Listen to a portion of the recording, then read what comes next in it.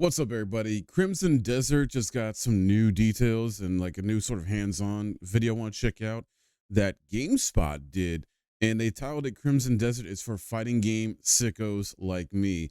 Now, for those that really know me, they know I grew up on fighting games, and even though I mostly do RPGs here as a thing, I do enjoy my fighting games or like fighting game mechanics that are in other games like RPGs and action games, things like that. So I'm very intrigued by this. And Crimson Desert is a game I'm looking forward to playing and very much anticipating.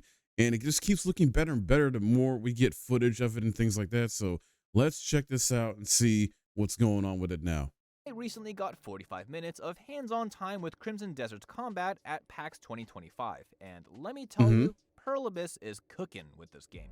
For those of you who don't know, Crimson Desert is an open-world action RPG with quests, exploration, and a full storyline. But there were so many things shown off in the trailers leading up to now that this much effort in the combat alone seemed extremely ambitious. The amount of tools shown at your disposal were overwhelming. From like, just to give you kind of perspective here, the first stuff we saw about this game years ago, it almost seemed like it was a fake game. It wasn't real. All the stuff they're trying to do in this game is just insane. Like, as far as what it can handle, and has never really been done in gaming before with the fluid combat and actions and mechanics. You just let's just see. He'll talk about it, I'm sure. Light and heavy attacks, overhead slashes, running, dashing, jumping, sliding, rolling, parrying, counterattacks, shield bashes, vaulting jump attacks, impaling, oh my god, yes, while impaling, slow-mo with bow attacks a la Horizon Zero Dawn, dodging while set. What? Stuff like that. Stuff like that that you can do. Wow. Wait. Slow-mo bow attacks, glinting. So Horizon Zero Dawn type stuff, slow-mo bow attacks. Wait, did he say glinting sword where you can blind enemies? Your sword to blind enemies. Yep. Charge attacks to rush down opponents. Spin attacks, flying front kicks, drop kicks, step back attacks. Oh my god. Kicks, stabbing them on the ground, picking them up off the ground and suplexing them. Whoa! Mounting larger enemies and climbing them, Shadow the Colossus style. Picking them up off the ground and suplexing them.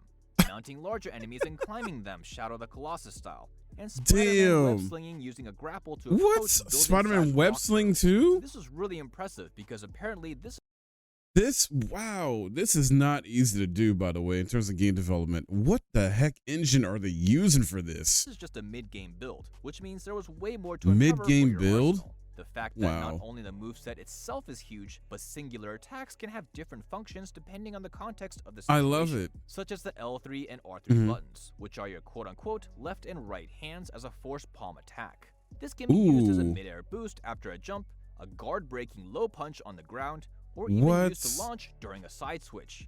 Oh, that's sick. Where Cliff vaults over the opponent onto their backside, but then can cancel into this hand attack to blast the top of their head. All this leads. Wait. You telling me you got moves or special moves like a fighting game in here that you can cancel into? Bro, I need more developers to do shit like this, add fighting game mechanics in like RPGs and action games. To a system that has huge depth, which is exciting for me because player expression is, in my opinion, one of the best tools to keep players invested in a game and try out new things. Making weird combos in the Zelda series just shows off what I mean. Before we started our hands-on demo, he asked us if we knew what a lab monster was. And a lab was monster? That music to my ears. For the uninitiated, it means the player who loves to dive into the training room and find out the best strategies and combos. It was pretty clear what he meant when I was watching him explain the controls. After about 30 seconds, I asked, hey, out of curiosity, can you roll into a sweep, then OTG them with a throw? AKA, can you roll, trip them with a leg kick, then pick them up? Wait, you can OTG? He did exactly as I asked, and it sequenced perfectly. Not only was I pleased that game was already clicking with me, but even he seemed surprised that it strung together. This immediately got me on board on how I could approach the game. This also led to another comment he made while I was playing, which was not to play this like a Souls-like. Also, the speed of Dark Souls style what the hell? Quite my cup hold on. Did he just do a freaking running like neck breaker, RKO, or sling blade or some shit? Hold on. We're doing WWE moves in here? The speed of Dark Souls. Oh my god. Wow. And this not being a Souls-like or not to play like a Souls-like is fine. The way it's looking is more akin to like a Witcher. Anyway, like this is looking like open world Witcher like to me.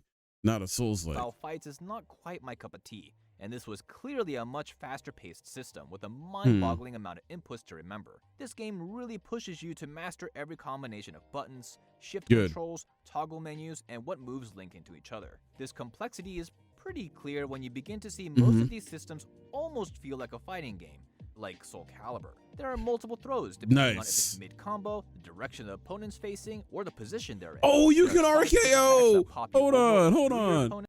Combo, the direction the opponent's facing, or the position they're in. Wow. There are side switch attacks that pop you over or through your opponent, OTGs, or off the ground for people who don't know. Oh, this is so sick. Timed RKO! I want to RKO everybody. I want to RKO that thing. And this boss, I want to RKO it. One Come on. combo that was recommended to me was to glint my sword using R1 and L1 together to blind and stun them, then use my charge stab attack using circle and X together, then light heavy with R1, R1, R2, then end with a powerful overhead slash with R1 and R2 pressed together. These combos are highly recommended to do because singular attacks on their own often have your opponent pop out quickly and retaliate with a smack to your face, which often had me punished for doing random singular strikes. I personally really enjoyed this system. The physics system was also astounding. One of your throws chucks the enemy forward, causing them to ricochet if they met a wall. This, vice versa.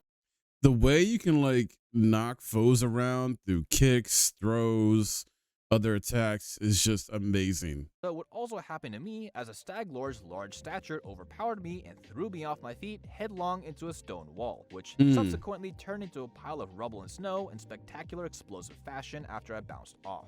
Trees would fall mid-fight to also make another piece of dynamic terrain for you to fight around. Interesting. You can also fall on their head and damage them, or sometimes even you. You can also pick up, aim, and throw a large variety of objects in the world, which only adds to the possibilities this game has. The drop kick. Pearl Abyss built this custom engine from the ground up for this game. Wait, this is a custom engine, so it's not Unreal Engine 5 or any other. Wow, they built a custom engine for this game. No wonder it can freaking do all this shit. And they have optimized it so well that the PC was only lukewarm during our time playing. It is optimized so well. That's also another reason why you can do all this crap. To get that salty run back to master the controls. I was able to defeat the Reed Devil and the Stag Lord, but not without a lot of trial and error, getting smacked around for a while, fumbling with the controls, trying to rewire my brain as fast as possible for what was happening. I think this is a good problem to have, because when we finally get our hands on it, hopefully later this year, I'll be labbing it up. That is awesome. Wow, we should be getting this year, guys. Freaking amazing. Just incredible there from what we just saw as far as a new update in terms of Crimson Desert with the combat. Yeah, it's making the fighting game side of me very, very happy with all the mechanics, all the complex combat mechanics you got to learn and you can do. Man, it'd be great if we can just like pop up an enemy, maybe, I don't know, throw into another enemy or something like that midair, or catch enemy midair and RKO or something like that. Just something insane like that. And the fact that it's a custom engine and they've optimized it very well for PC, this is looking more pretty, more amazing, just more fluid. And it's almost impossible to realize like this is actually a thing. This is not a fake game. You can do this stuff.